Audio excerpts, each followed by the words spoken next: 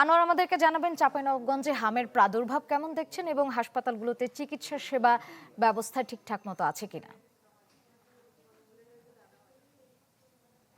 হ্যাঁ, শ্রেয়া, চাঁপাইনবাবগঞ্জের বিষয়ে যদি বলি যে উদ্বেগজনক হারে বাড়ছে হামের সংক্রমণ।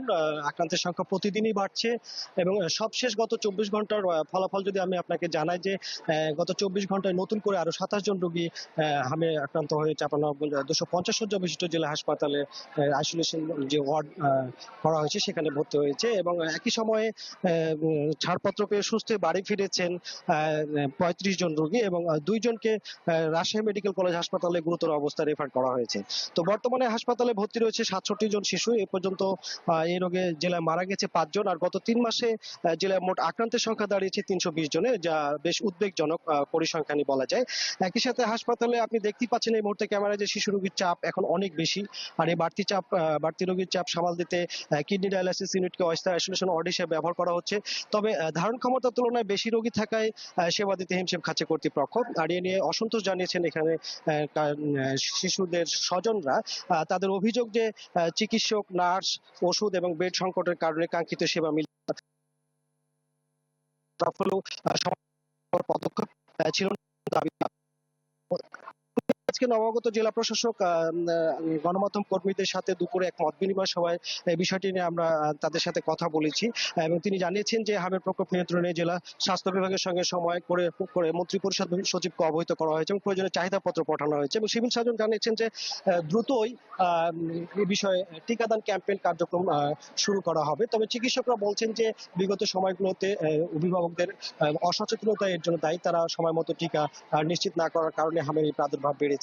তো সব মিলে চিকিৎসকরা বলছেন যে যেহেতু এটি ছোঁয়াচে হলেও রোগটি প্রতিরোধযোগ্য, কাজে আতঙ্কিত না হয়ে সচেতন হওয়ার পরামর্শ দিচ্ছেন তারা। শ্রেয়া। ধন্যবাদ আনোয়ার। এবারে আমরা চলে যাচ্ছি সহকর্মী এম কে রানার কাছে, তিনি আছেন পটুয়াখালীতে। রানা, আমাদেরকে পটুয়াখালীর চিত্রটা জানাবেন, সেখানকার হাসপাতালে সঠিক চিকিৎসা ব্যবস্থা আছে কিনা এবং রোগীদের স্বজনরা কি বলছেন।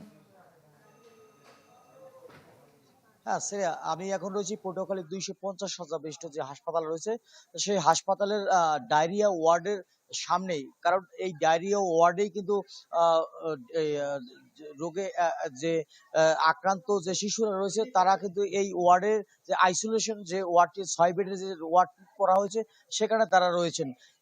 শ্রেয়া, আরেকটু যদি জানিয়ে রাখি, আমি কথা বলেছিলাম হাসপাতাল কর্তৃপক্ষের সঙ্গে এবং রোগীর স্বজনদের সঙ্গে। হাসপাতাল কর্তৃপক্ষ যেমনটি বলছিলেন যে বিগত যে সরকার ছিল, 2 বছরের যে সরকার ছিল, সেই সরকারের আমলে এই যে হামের যে টিকা সেটি কিন্তু না দেওয়ার ফলে কিন্তু আসলে সেই 9 থেকে 12 মাসের যে শিশু তাদেরকে হামের আক্রান্ত হচ্ছেন এবং বিভিন্ন জেলার বিভিন্ন হাসপাতালে তারা ভর্তি হচ্ছেন। এবং যেখানে সকালে 18 জন রোগীর চিকিৎসা নিতে দেখা গেছে, ইতিমধ্যে কিন্তু আসলে সেখানে 25 জনে উন্নীত হয়েছে। কারণ এই 12 ঘন্টা না পেরোনোর আগেই কিন্তু 7 থেকে 8 জন রোগী কিন্তু এই হাসপাতালে ভর্তি হয়েছেন। ফলে হাসপাতালে কিন্তু এখন চিকিৎসা নিচ্ছেন 25 জন রোগী। এছাড়া কথা বলেছিলাম রোগীর স্বজনরাও বলছিলেন 6 বেডের যে আইসোলেশন ওয়ার্ডটি রয়েছে সেই ওয়ার্ডে 25 জন রোগী তারা গাদাগাদি করে থাকায় কিন্তু আসলে তারা এক ধরনের ভীতিকর অবস্থায় তারা উন্নীত হয়েছে এবং পাশেই যে ডায়রিয়া ওয়ার্ডটি রয়েছে সেই ওয়ার্ডের যারা রোগী রয়েছেন তারাও কিন্তু আসলে ভীত সন্ত্রস্ত হয়ে পড়েছেন। কারণ তাদের ভিতর যে হামের যে সংক্রমণ সেটি যাতে না হয় সেটির দিকে কিন্তু আসলে হাসপাতাল কর্তৃপক্ষের দৃষ্টি আকর্ষণ করছেন। শ্রেয়া, আরেকটু যদি বলি যে এই 250টা হাসপাতালে কিন্তু আসলে 700-র অধিক রোগী বর্তমানে ভর্তি রয়েছে এবং 40টি শিশু ওয়ার্ডে 40টি সিটের বিপরীতে কিন্তু আসলে 250 জন শিশু রোগী ভর্তি রয়েছে। ফলে একই বেডে 3 থেকে 4 জন রোগী ভর্তি থাকায় কিন্তু আসলে নার্স এবং চিকিৎসকদের চিকিৎসা দিতেও কিন্তু হিমশিম খেতে হচ্ছে। শ্রেয়া, এই ছিল প্রোটোকল থেকে সর্বশেষ। ধন্যবাদ রানা।